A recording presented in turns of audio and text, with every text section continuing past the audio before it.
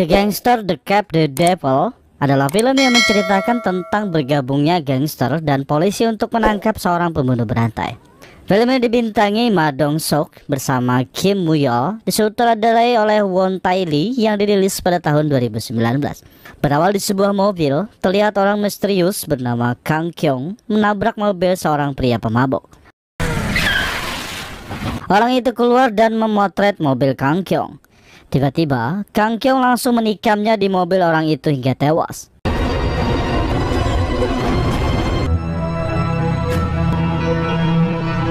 Esok harinya, jalan raya terlihat macet. Polisi bernama Tae-suk bersama rekannya mendengar berita tentang pembunuhan tersebut. Karena kesal, Tae-suk mematikan radio dan sirena polisi. Di depan kasino, ia melihat beberapa penjaga. Tae-suk pergi dan memasuki kasino tersebut untuk menangkap orang di kasino itu. 아니, 길도 막히고 깡패 가시오도 뭘로 먹어? 아, 그러니까 그렇지. 꼭 따세요. 네. Di sisi lain, terlihat ketua gangster bernama Dong-so sedang berlatih. Kemudian tangan kanannya yang bernama Oh Seong memberitahu kalau Tae-suk datang kembali.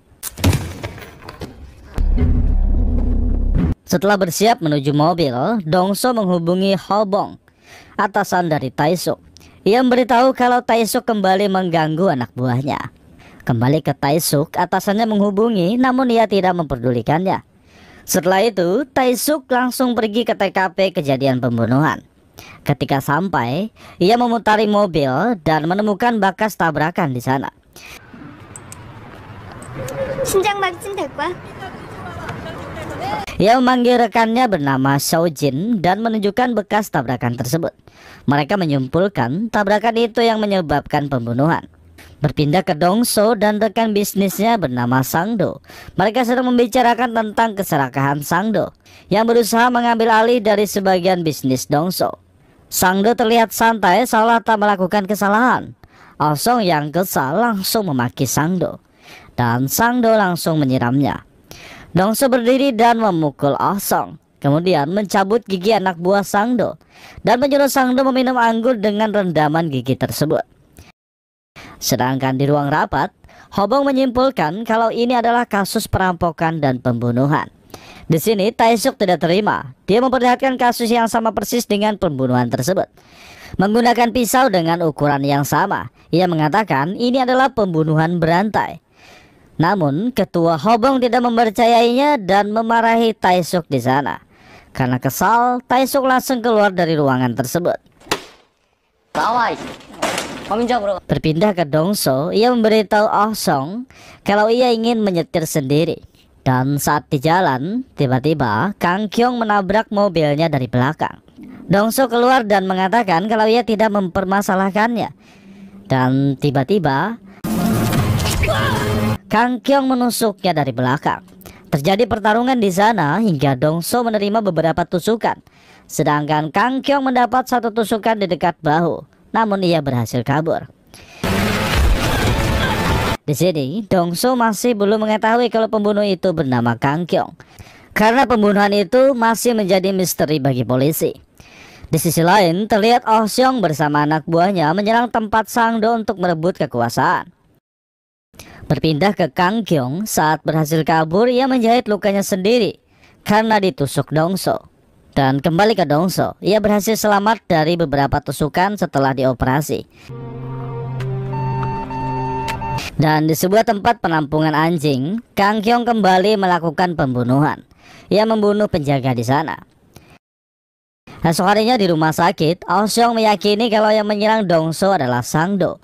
Dan Dong-so mengatakan itu bukan Sang-do dan orangnya. Tiba-tiba Tae-suk datang. Ia meminta keterangan tentang penyerangan tersebut. Dong-so tidak memberitahunya karena ia berniat menemukannya sendiri. Lanjut, Tae-suk mencari jejak lain di mobil Dong-so. Ia menemukan bekas tabrakan sama persis seperti 3 kasus pembunuhan sebelumnya.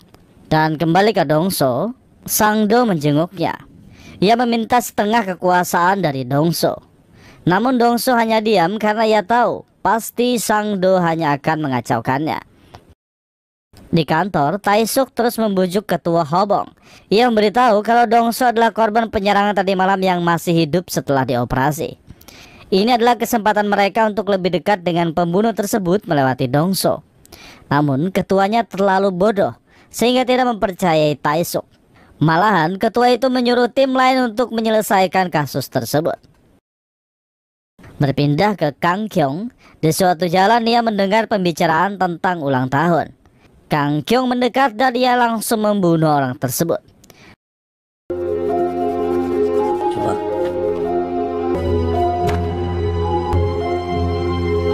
Sedangkan Dong-so, ia sudah mendapat sketsa gambar Kang Kyung. Berpindah kembali ke Kang Kyung. Setelah melakukan pembunuhan, ia membawa mobil truk.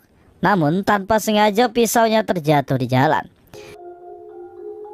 Sedangkan di kasino, terlihat Tae-suk bersama banyak polisi menyita tempat tersebut. Lanjut, Tae-suk menemui Dong-so dan memberitahu kalau yang menyerangmu adalah pembunuh berantai. Ia bukan psikopat biasa hingga berani menyerang ketua gangster sepertimu. Tae-suk membutuhkan informasi agar ia bisa mengadili pembunuh tersebut. Dong-so mengatakan itu tidak sepadan dengan apa yang pembunuh berantai itu lakukan. Berpindah ke Sangdo, ia memasukkan beberapa pembangunan besar ke daftar hitam agar tidak dilanjutkan. Mendengar hal itu, Oh Seong memberitahu Dong-so kalau Sangdo telah mengacaukan semuanya hingga membuat kerugian besar. Kemudian Oh Seong memberitahu tentang penemuan mobil pembunuh. Oh Seong memberikan pisau pembunuh yang ditemukannya, dan Dong-so menyadari kalau ini benar-benar pembunuh berantai tersebut. Dong-so langsung menghubungi Tae-suk dan memberitahu tentang informasi yang dia dapat. Saat di rumah, Dong-so mengatakan ia akan membunuh pelaku jika menemukannya. Ia memberikan kunci mobil pelaku ke Tae-suk untuk mencari jejak. Di sana mereka bersepakat untuk bergabung. Namun jika Tae-suk menemukannya, ia hanya akan menangkapnya. Tapi jika Dong-so yang menemukannya, ia berhak membunuhnya. Lanjut, Dong-so memberikan sketsa wajah pelaku dan Tae-suk menyetujuinya. Di sini, Dong-so memutar rekaman sebagai bukti kontrak mereka. Karena kesal, Tae-suk menghancurkannya. Namun, CCTV di ruangan itu juga merekam semuanya. Kini, Tae-suk menyusun rencana bersama dua rekannya. Begitu juga dengan Dong-so. Mereka hanya memanfaatkan satu sama lain untuk menangkap pelaku. Lanjut, Tae-suk dan dua temannya mendatangi gedung mesin milik Dong-so. Karena mobil pelaku disimpan di sana. Mereka mencari jejak apapun yang bisa ditemukan di mobil tersebut. Sedangkan Dong-so menyuruh Oh Seong membunuh Sangdo lebih dulu menggunakan pisau milik pembunuh berantai tersebut. Dan malam harinya saat Sangdo tidur, Oh Seong langsung membunuhnya menggunakan pisau itu. Esok harinya, Tae-suk mengagetkan Seo-jin hingga Seo-jin membantingnya. Setelah itu, Tae-suk memberikan beberapa bukti seperti bekas darah dan rambut untuk diperiksa. Berpindah ke pembunuhan Sangdo, terlihat Seo-jin menemukan pisau pembunuh yang ditinggalkan dengan sengaja. Di kantor polisi, pemimpin Jo marah besar karena mereka tidak bisa menyelesaikan satu kasus pun dari deretan pembunuhan yang telah terjadi. Kemudian, ponsel Tae-suk berbunyi. Seo-jin memberitahu tentang pembunuhan Sangdo dan DNA pembunuhan lainnya terdapat di pisau yang sama setelah diperiksa. Tae-suk langsung menghampiri rumah Dong-so dan memukulnya beberapa kali. Namun Dong-so melawan balik dengan santai. Dong-so mengakui memang benar kalau ialah yang telah membunuh Sangdo. Namun pencarian pelaku tersebut tetap berjalan hingga ia tertangkap. Sedangkan di berita telah menetapkan kalau itu sudah jelas pembunuhan berantai. Tiba-tiba datang tim baru dari kota lain untuk mengambil alih tugas penyelidikan. Kang Kyung melihat berita itu bersama keluarganya. Ia mengatakan kalau pembunuhan terakhir bukan dia. Berpindah ke Dong-so, ia mengunjungi tempat peristirahatan Sangdo. Saat sedang makan, ia sekilas melihat Kang Kyung di sana. Saat lengah, Kang Kyung langsung menghilang. Dan kemudian ponselnya berbunyi dan Tae-suk menyuruhnya ke tempat mobil pelaku disembunyikan. Kemudian terlihat Kang Kyung yang memberikan surat ke anak buah Sangdo yang bertuliskan kalau seseorang menggunakan pisaunya untuk membunuh Sangdo. Sedangkan di malam harinya, Kang Kyung kembali beraksi melakukan pembunuhan baru. Berpindah ke Taesuk dan Dongso, saat memeriksa mobil pelaku, tiba-tiba tangan kanan Sangdo bersama anak buahnya menyerang mereka. Pertarungan terjadi, namun mereka dengan mudah mengalahkan semuanya.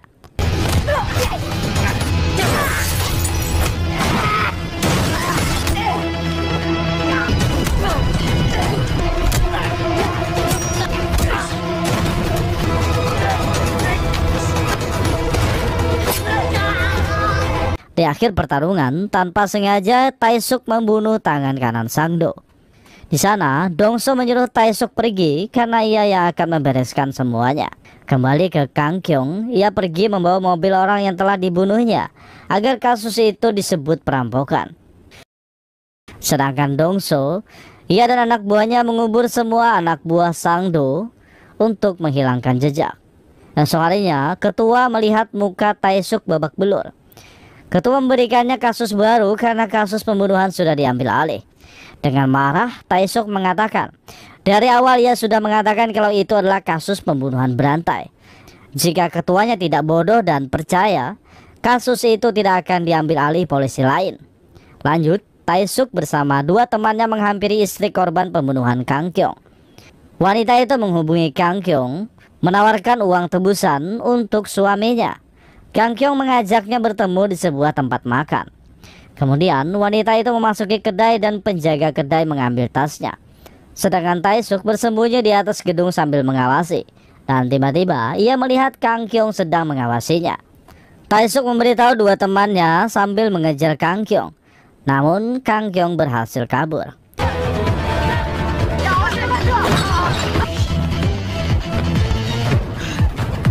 Taesuk bertanya kepada pemilik kedai makan. Pemilik itu mengatakan ia hanya pria biasa yang meminum sujo. Mereka bertiga langsung mencari botol minuman tersebut. Dan mereka terkejut karena melihat banyak botol sujo dengan merek yang sama. Dengan dibantu Xiao Jin, mereka berhasil mengumpulkan beberapa puluh botol sujo dengan merek yang sama. Setelah 10 jam berlalu, Xiao Jin memberikan sidik jari dan foto pelaku dari hasil sidik jari yang telah ditemukan dari salah satu botol. Dan Taesuk langsung pergi mencarinya. Di sana, keberuntungan berpihak kepadanya. Taesuk berhasil mengidentifikasi pelaku sebenarnya dengan foto yang ada di rumahnya. Taesuk memberikan sebuah nomor dan menyuruh temannya untuk melacaknya. Kembali ke Dongso, saat sedang asik makan, salah satu rekannya terus mengoceh tidak jelas. Karena kesal, Dongso memukulinya hingga pingsan. Tiba-tiba ponselnya berbunyi. Taesuk memberitahu kalau ia mengirimkan foto dan suara pelaku. Ketika mendengarnya, Dongso meyakini kalau itu adalah suara pelaku pembunuhan. Saat di kantor, ketua tim penyidik memberitahu kalau nama pelaku adalah Kang Kyung. Ketua penyidik memanggil nama Dongso hingga membuat Oh Seong kesal. Mereka berdua ribut dan Taesuk memukul mereka berdua. Taesuk memberitahu kita semua adalah tim, jadi harus bekerja sama untuk menemukan Kang Kyung. Jangan membuat keributan yang tidak jelas. Lanjut, mereka semua berangkat untuk mencari Kang Kyung di setiap pelosok kota. Namun, masih belum menemukannya.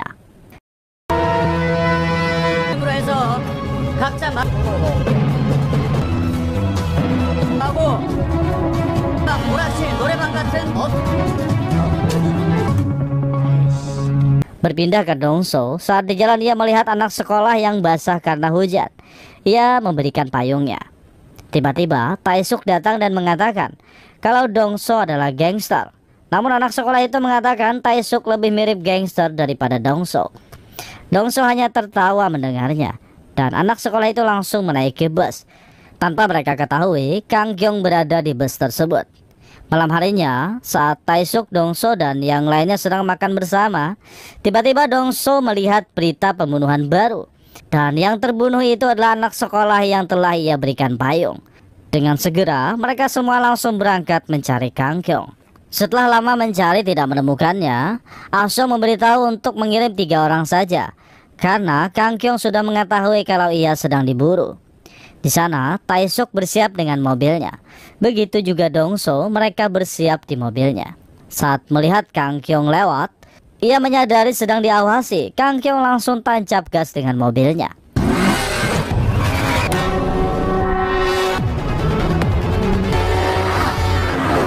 Dongso sempat menabraknya, namun ia terus kabur hingga mobilnya terkepung.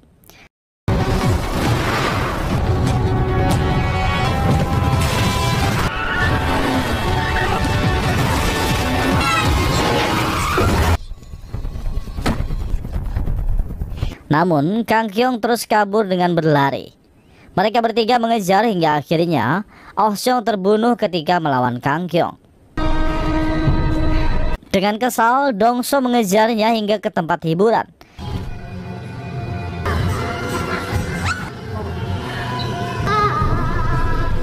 Di sana, Dongso berhasil mendobrak pintu hingga menghajar Kang Kyung sampai sekarat. Tae-suk menghubunginya dan bertanya, "Di mana kau?" Dongso beritahu ia telah menangkap Kang Kyung dan langsung mematikan ponselnya karena ia ingin menyiksa Kang Kyung.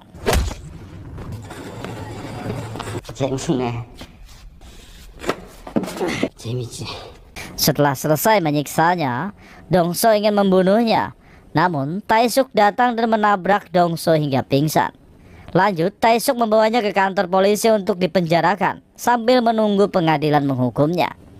Esok harinya, Dongso melihat berita kalau kasino miliknya telah disita oleh polisi. Sedangkan Tae-suk dan pengacaranya bergantian menginterogasi Kang Kyung. Namun mereka kebingungan untuk menghukumnya karena bukti-bukti mereka tidak kuat. Ketika di pengadilan, pengacara polisi hanya bisa membuktikan sebuah pisau. Namun pengacara Kang Kyung terus menyangkalnya. Tiba-tiba Dongso datang. Ternyata sebelum pengadilan berlangsung, Tae-suk menemui Dongso dan memohon agar Dongso bisa membalaskan dendam Oh Seong dengan menyerahkan dirinya. Sehingga Dongso bersedia menjadi saksi tentang kejahatan Kang Kyung. 수수 및 은닉 우리처럼 칼밥 맞고 산 그 새끼가 맞습니다.